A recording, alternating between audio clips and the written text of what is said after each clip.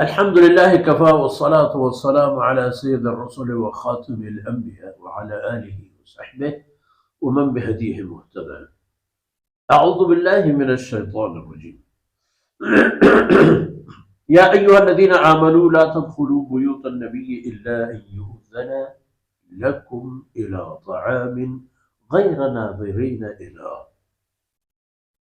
ولكن إذا دعيتم فادخلوا فإذا طعمتم فانتشروا ولا مستأنسين لحديث إن ذلكم كان يؤذي النبي فيستحيي منكم والله لا يستحيي من الحق وإذا سألتموهن متاعا فاسألوهن من وراء حجاب ذلكم أطهر لقلوبكم وقلوبهن وما كان لكم أن تؤذوا رسول الله ولا أن تنكحوا أزواجه من بعده أبدا إن ذلكم كان عند الله عظيما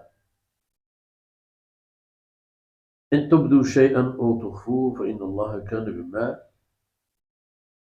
إن تبدوا شيئا أو تخفوه فإن الله كان بكل شيء عليما سبحانك لا علم لنا إلا ما علمتنا إنك أنت العليم الحكيم رب اشرح لي صدري ويسر لي أمري واحلل عقدة من لساني يفقه قولي واجعل لي وزيرا من أهلي رب زدني علما وارزقني فهما.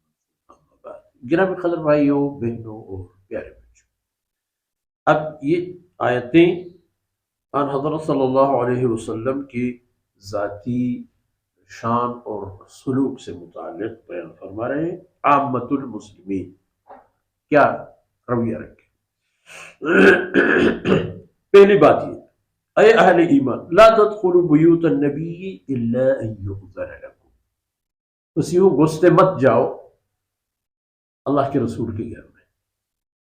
اللہ کے رسول کے گھر میں اس وقت جاؤ جب تمہیں بلایا جائے، بغیر اجازت کے رسول اللہ صلی اللہ علیہ وسلم کی دولت قدے میں داخل نہ ہو جاؤ.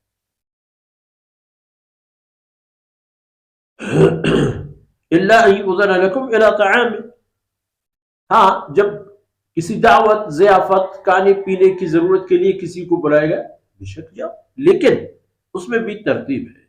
غیر ناظرین انہا، ایسا نہیں کہ وقت سے پہلے چلے جاؤ اور وہاں انتظار کرتے رہو اور برتنوں کی آوازیں اور سالن کی خوشبو اور فلانوں کا انتظار، ایسا بھی نہیں. اذا دعیتم فادخلوا، جب کھانا پک جائے تیار ہو جائے اور تمہیں پکارا جائے اس وقت اندر جاؤ. فاذا طعمتم فانتشروا، اور جب کھانا کھا لیا فارغ ہو گئے اب نکل جاؤ. اور یہ بات بھی نہیں کہ کھانے کے بعد اب باتوں پہ لگے رہے، تبصرے تجزیے تحلیل اور خوشگپیاں، نہیں، یہ بھی نہیں.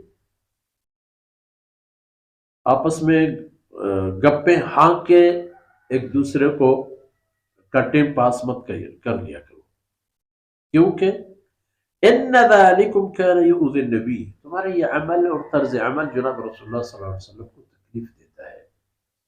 اور یہ دراصل اس کے بعد اصول ہے ہر ذمہ دار کے لیے.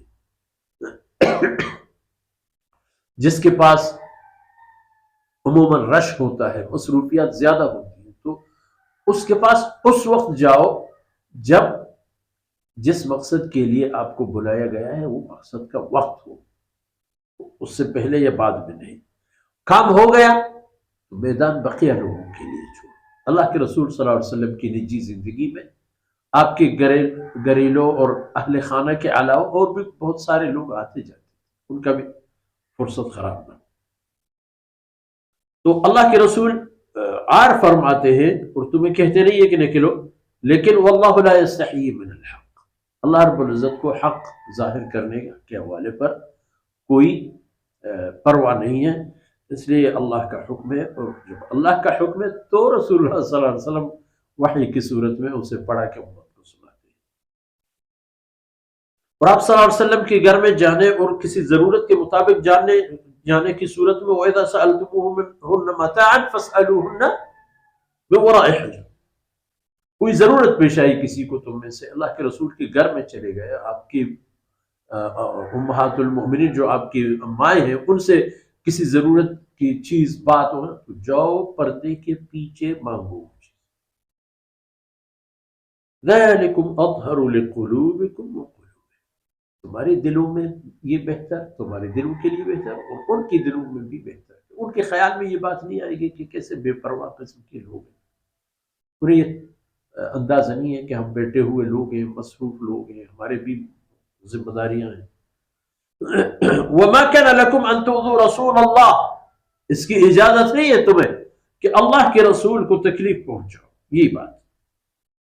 ولا ان تنكحوا ازواجه من بعده ابدا، اور اس بات کے لیے بھی تمہیں اجازت نہیں ہے، حرام ہے تمہارے لیے ہے امت حبیب کہ آپ صلی اللہ علیہ وسلم کی زوجات مطہرات میں سے کسی کے نکاح کو دل میں لاؤ. آپ کے بعد جب آپ صلی اللہ علیہ وسلم دنیا سے تشریف لے گئے، آپ صلی اللہ علیہ وسلم کی زوجات مطہرات امہات المؤمنین جب بیوہ ہو گئے، فرمایا یہ آپ کی ماں ہیں کی طرف اس نیت پر کبھی نہیں جانا کہ میں ان سے کوئی نکاح کروں. ان ذالکم کان عند اللہ عظیما، یہ بات اللہ کے ہاں بہت بڑی بات ہے. اور یاد رکھو، ان تبدو شیئا، کوئی خیال غلط عمل ظاہر کر دو، او تخفوہ، یا اس کو چھپا دو، فإن اللہ کان بکل شیء علیما، تمہیں جاننا چاہیے کہ اللہ رب العزت ہر چیز کو مکمل جانتا ہے، باخبر ہے.